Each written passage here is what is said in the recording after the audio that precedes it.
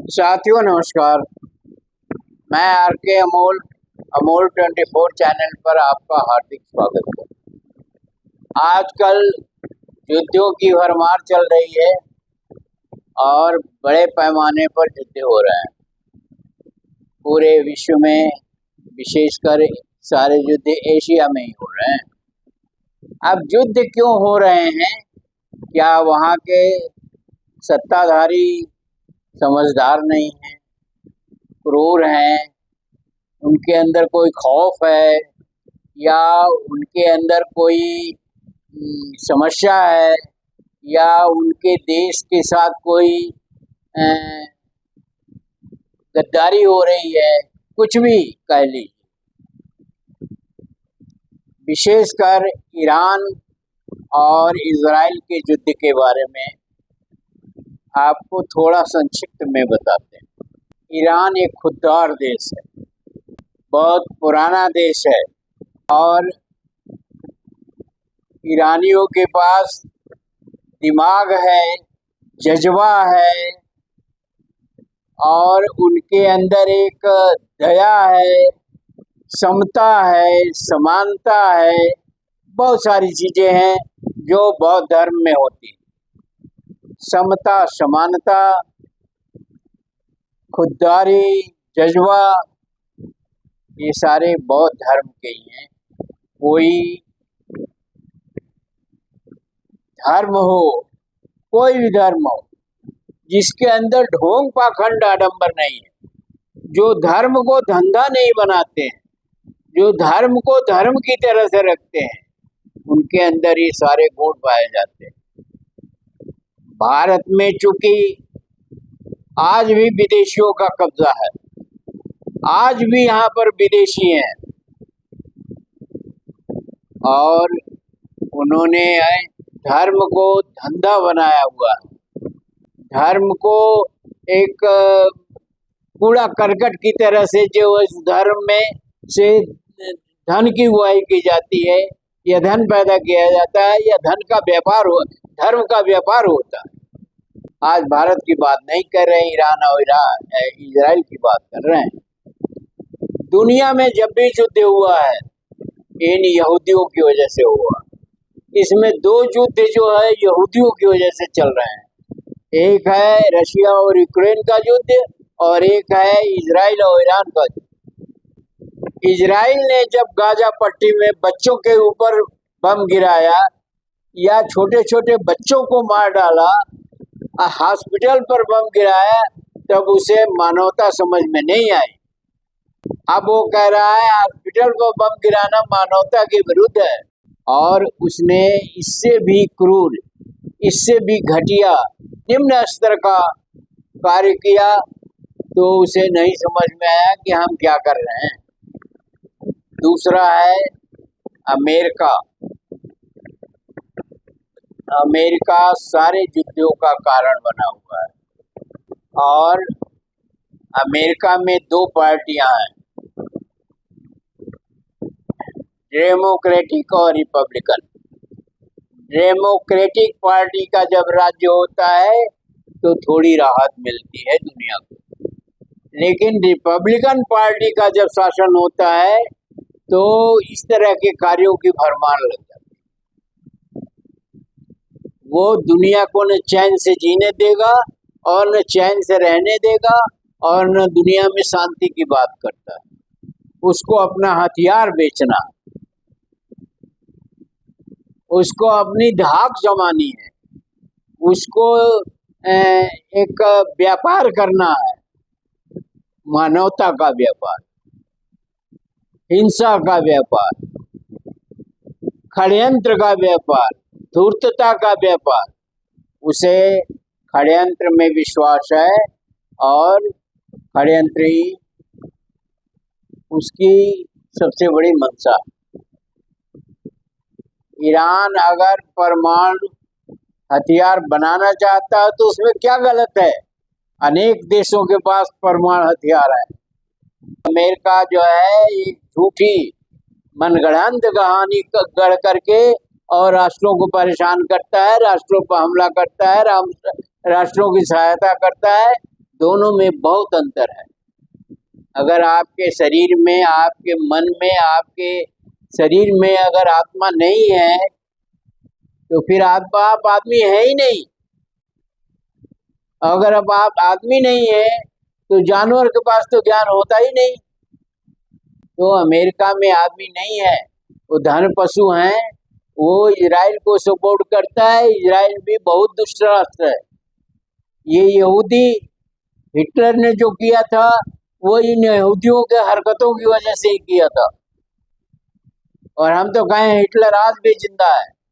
भारत की तरफ से नहीं है ईरान कि हथकड़ी बेड़ी लगा करके अमेरिका जो है भारतीयों को भेज दे और भारत चुप रहता है।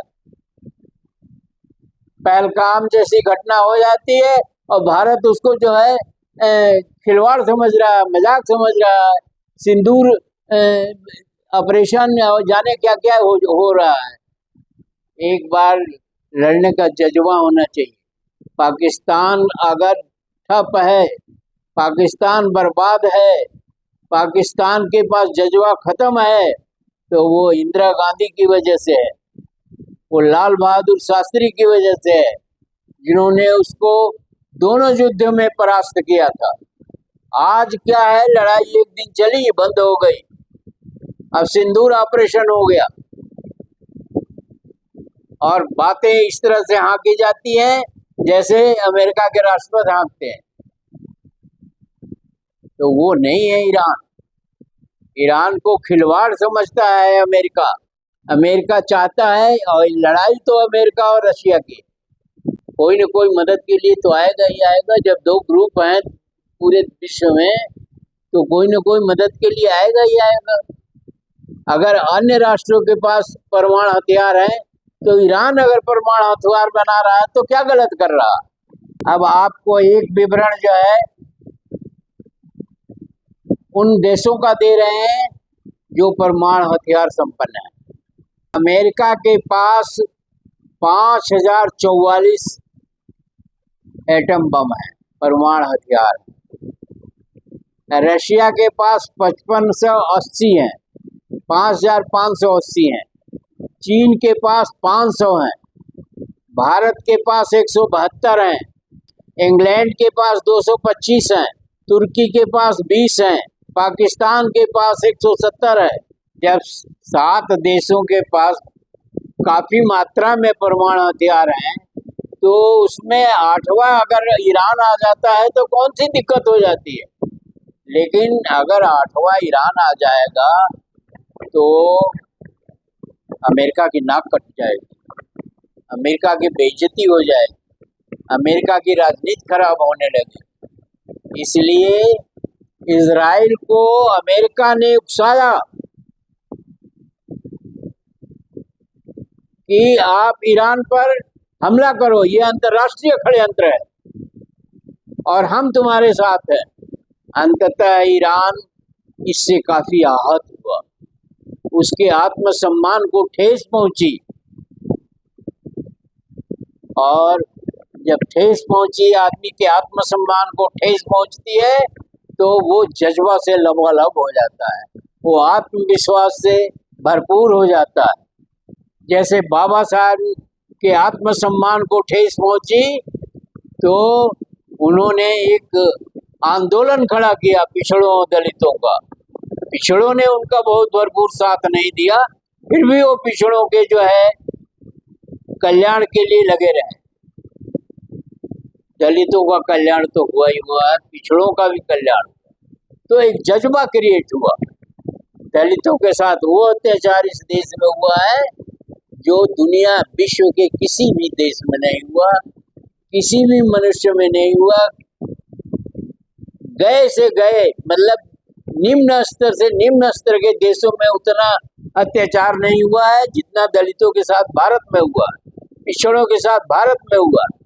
सब षड्यंत्र के तहत हुआ, तो षड्यंत्र से भी आत्मविश्वास आता है। आज भी भारत में षड्यंत्र की राजनीति की जा रही है, राजनीति नहीं की जा रही, जनता के लिए राजनीति नहीं की जा रही है, एक ग्रुप के लिए राजनीति की जा रही है, स्वयं के लिए राजनीति। बहुत एक खतरनाक स्थिति है इस खतरनाक स्थिति के लिए जनता भी जिम्मेदार है। जनता से मैं बार बार अपील करता हूँ कि सरकारों को फेंटते रहिए, बदलते रहिए। कुछ विदेशी और दुष्ट लोग अब भी भारत में रह रहे हैं और शासन कर रहे हैं। आप इस चीज को हल्के में मत लीजिए। समाज के अंदर कितनी असमानता है, बहुत असमानता है, आज भी है असमानता। इटावा का कांड जो है आप देख रहे हैं कि कितनी असमानता है, उसकी चारों तरफ बूझ है। उसी तरह से विश्व स्तर पर भी अमेरिका जैसे दुष्ट राष्ट्र जो है वो इजराइल जैसे देश को उकसा करके जो है पूरे विश्व का माहौल खराब कर रहा है। अब वो युद्ध विराम करा रहा है, युद्ध भी करा रहा है, युद्ध विराम भी करा रहा है, एक नौटंकी चल रही है। और मैं नहीं समझता कि अमेरिका शांत बैठने वाला है या अमेरिका युद्ध विराम करा रहा है। वो फिर कुछ दिन बाद ये समस्या खड़ी होगी। इराक का तमाशा आप देख चुके हैं, जो अमेरिका ने ही किया। उस समय भी रिपब्लिकन पार्टी की सत्ता थी और सद्दाम हुसैन का जो कांड हुआ वो पूरी तरह से गलत था, वो पूरी तरह से मैनिपुलेटेड था, वो पूरी तरह से षड्यंत्र। तो आज भी विश्व में कुछ संपन्न देश, व्यापारिक देश षड्यंत्र कर रहे हैं और पूरे विश्व को डामाडोल किए हुए हैं। वीडियो को ध्यान से पढ़िएगा, समझिएगा, कमेंट बॉक्स में समझाइएगा। ये विश्व की स्थिति है, यही स्थिति भारत की भी है। तो इसको समझिए, समझाइए। और ये गाज दलितों और पिछड़ों को गिरने वाली, जो मुसलमानों का तमाशा देख रहे हैं वो नहीं होगा। दलित और पिछड़े जो है ये पूरी तरह से जो है प्रताड़ित किए जाएंगे, ये पूरी तरह से त्रस्त किए जाएंगे। ये षड्यंत्र की राजनीति। कमेंट बॉक्स में बताइएगा, वीडियो पढ़िएगा, कमेंट बॉक्स में बताइएगा क्या सही है क्या गलत है, और स्पष्ट कमेंट भी दीजिएगा।